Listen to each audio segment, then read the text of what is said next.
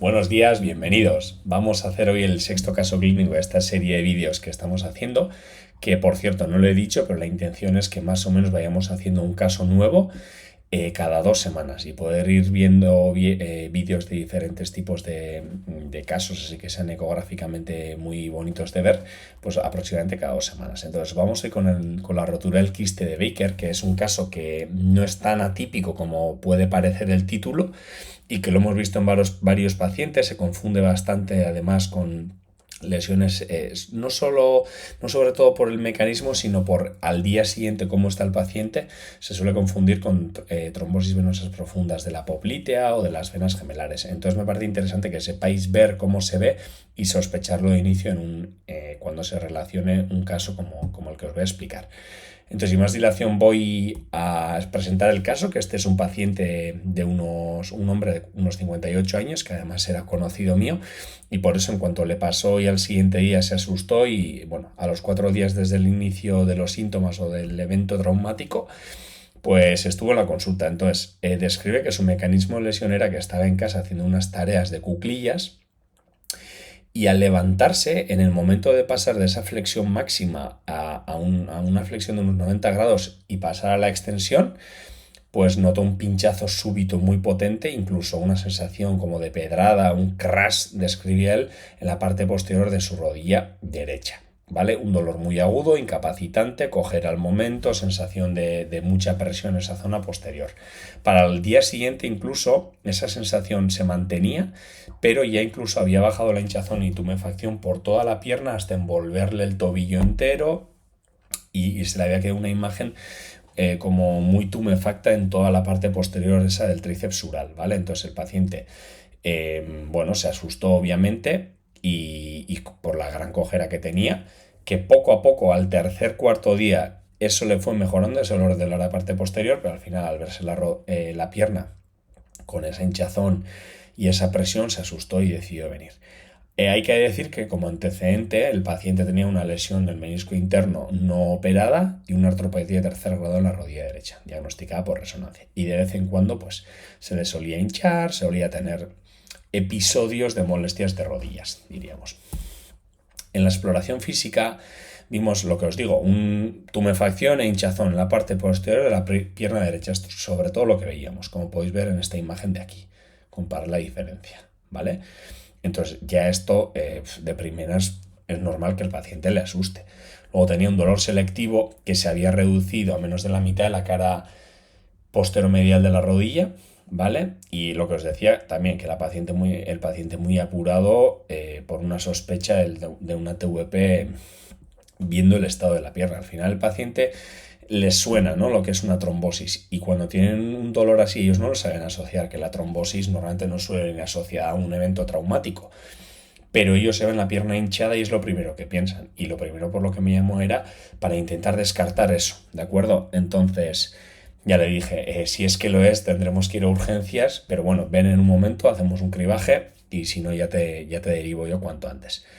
Tenía dolor y rigidez en la flexión y extensión de rodilla, eso era claro, y también dolor en la contracción y estiramiento, sobre todo el tríceps sural, ¿vale? Entonces la maniobra y el heel raise test no lo podía hacer, tenía incapacidad de hacerla por la presión que sentía en el gemelo, y las maniobras meniscales en flexión de rodilla eran positivas, sobre todo para el menisco interno.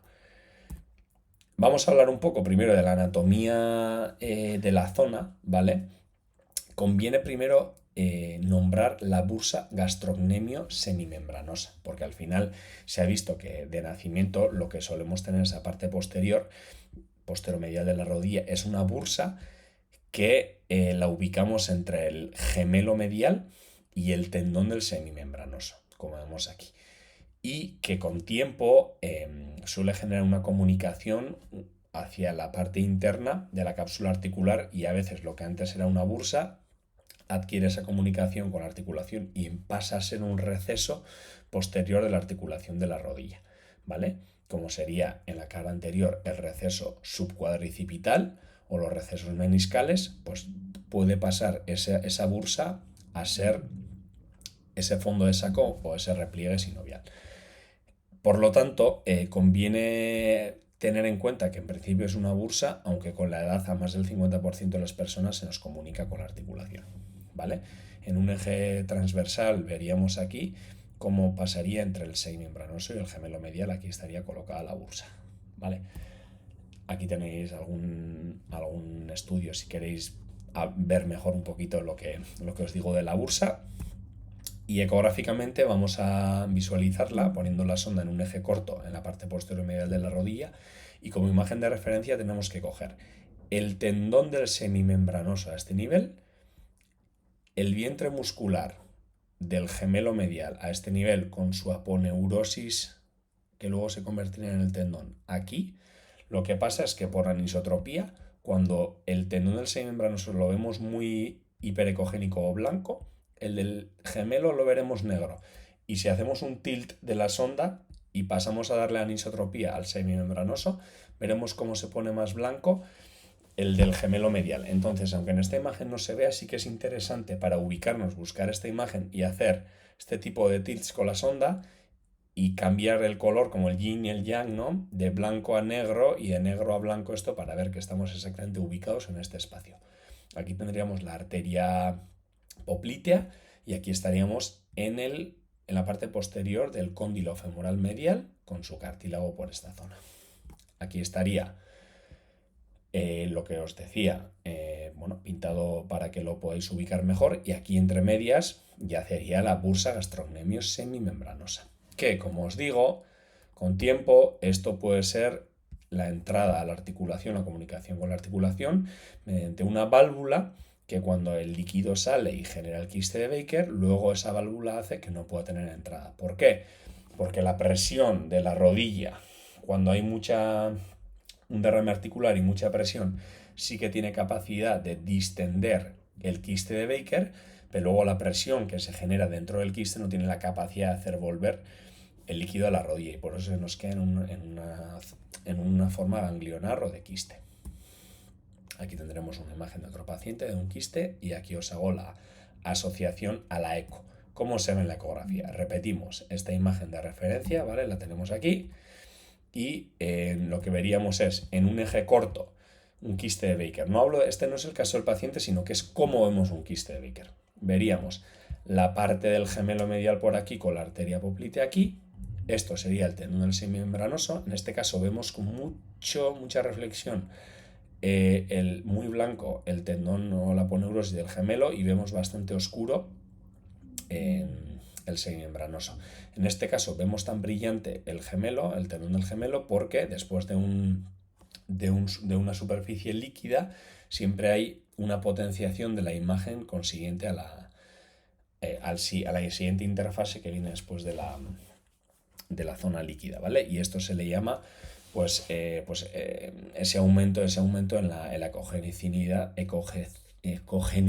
que luego en el comentario os escribo el nombre, porque ahora no tengo claro, creo que es el refuerzo acústico posterior. Sí, es el refuerzo acústico posterior después del líquido.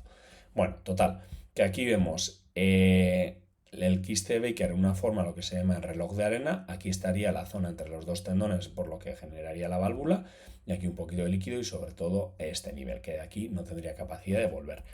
Tenemos más imágenes. Este sería un eje largo, este es eje corto. Y si hacemos un eje largo en esta altura, veríamos el quiste de Baker como de proximal a distal es bastante grande.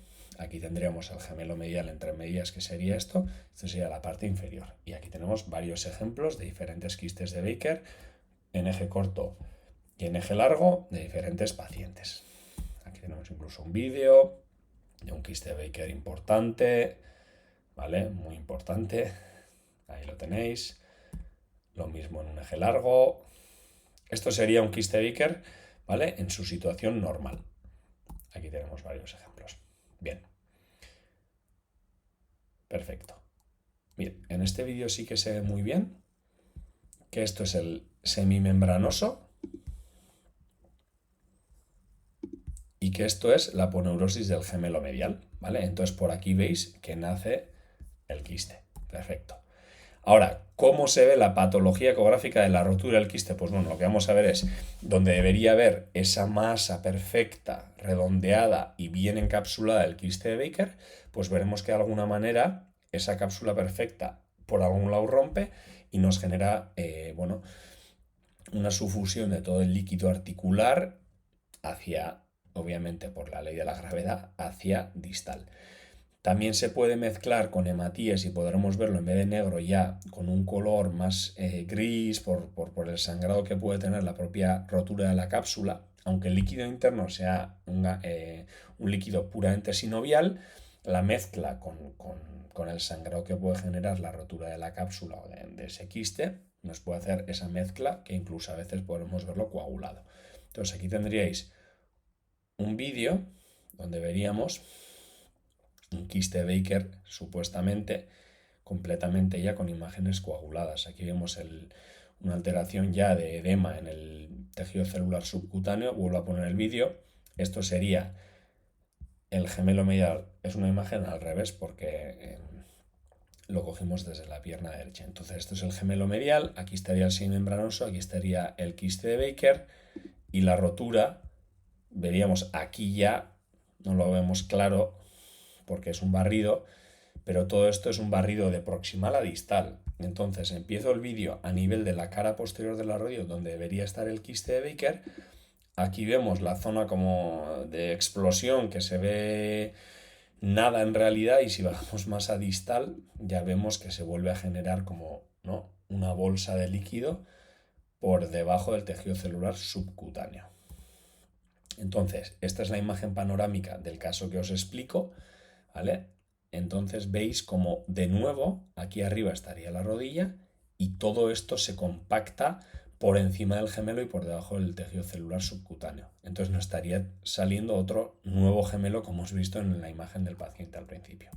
Aquí tendríamos otro caso de otro paciente, pero mismas características. Ya no vemos un quiste de Baker de estas características puramente anecoicas, donde es líquido sinovial, sino estaríamos viendo ya zonas otra vez de tipo quiste con bastante zonas coaguladas y como se ve aquí, zonas con sangrado, ¿vale? Ya empezando a coagularse.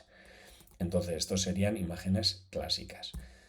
Me parece muy importante y por eso voy a hablar un poco del gemelo medial, aunque un día haremos un caso o varios sobre roturas del gemelo, ¿vale? Me parece que es muy importante no confundir una rotura del gemelo medial con una rotura del quiste de Baker. ¿Por qué? Porque la imagen, alguien que haya visto una rotura del gemelo, esta imagen se le hará parecida, ¿vale? El hematoma intermuscular entre el suelo y el gemelo suele a veces tener estas características, pero ahora vamos a dar un detalle para que no la confundáis nunca.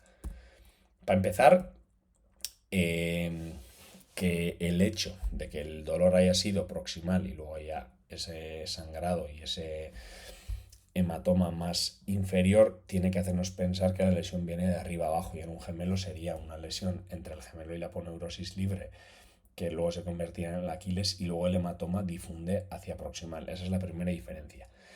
En caso del paciente también hicimos un barrido de todas las venas gemelares que nos he puesto y no había ninguna trombosis venosa profunda, ¿vale? Por lo tanto, ya solo la anamnesis y escuchar bien al paciente y la maniobra exploratoria nos tienen que hacer sospechar de esto y luego lo confirmamos. Entonces, ¿cuál es la clave? Vamos a ver aquí una rotura de gemelo, como os digo, en eje largo, cómo puede hacer también vamos de distal hacia proximal, cómo puede hacer este hematoma intermuscular entre el gemelo y el sóleo.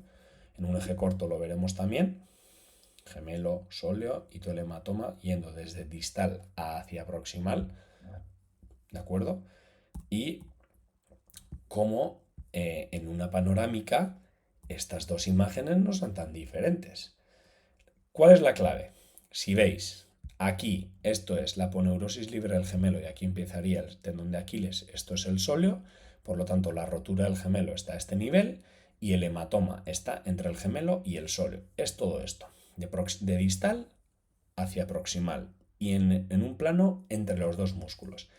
En cambio, la rotura del quiste de Baker viene más desde la rodilla hacia distal Y, como es obvio, como el quiste Baker nace en superficie del gemelo, cuando hay una rotura del quiste, obviamente el músculo va a quedar por debajo de la zona del líquido. Por lo tanto, la imagen y la diferencia más importante es que en este caso, este sangrado, y ya vemos además que es diferente porque está mezclado con lo que os he dicho antes y ya está empezando a coagularse, estará siempre entre el tejido celular subcutáneo y el gemelo.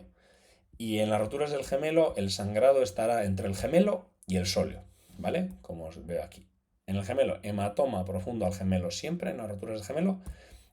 En las roturas del quiste Baker, aunque la imagen puede ser parecida, siempre hematoma superficial al gemelo. Aunque es verdad que a veces ya he visto también que hay ocasiones que esa rotura del quiste Baker en parte difunde un poco a la parte interna intramuscular, ¿vale? A veces entre las fibras musculares también genera ciertas tabicaciones el líquido. Pero bueno, por lo general, esta es la clave. En los gemelos, hematoma intermuscular. En las roturas del quiste Baker, este hematoma que quedará entre piel y músculo. ¿De acuerdo? Esta es una clave también, que aunque no venga relacionada con el caso, porque no tenía nada en el gemelo, pues me parecía interesante aclarar. Repito, dejamos al paciente tranquilo porque no tenía una trombosis venosa plantar. Le dijimos que por la relación que tiene su rodilla a nivel patológico, artrósico, puede ser que tuviese un quiste Baker y que él no lo supiese, ¿vale? Y que ese momento de ponerse en cuclillas hacia la extensión le hizo que el quiste rompiese y que pasara esto.